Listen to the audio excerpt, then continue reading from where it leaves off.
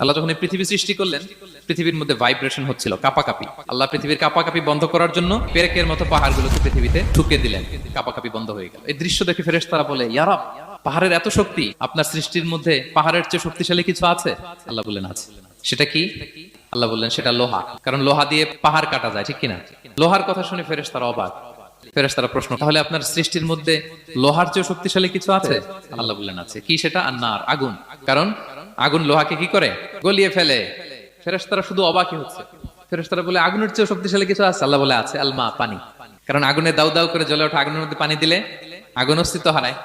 ফেরেশতারা শুধু অবাকই হচ্ছে। তারা বলে, তাহলে পানির চেয়ে শক্তিশালী কিছু আছে? আল্লাহ বলেন আছে, রিহ, বাতাস। কারণ বাতাস পানিকে একদিক থেকে আরেক দিকে নিয়ে যায়। জলের মধ্যে বায়ুর উচ্ছ্বাস লাগলে জলোচ্ছ্বাস তৈরি হয়, ঠিক কিনা? ফেরেশতারা আবার অবাক হয়ে বলে, তাইলে বাতাসের চেয়ে শক্তিশালী কিছু আছে? আল্লাহ বললেন আছে। সেটা কি? বলতেছে বনি আদম, ওই মানুষ শক্তিশালী যে গোপনে দান করে।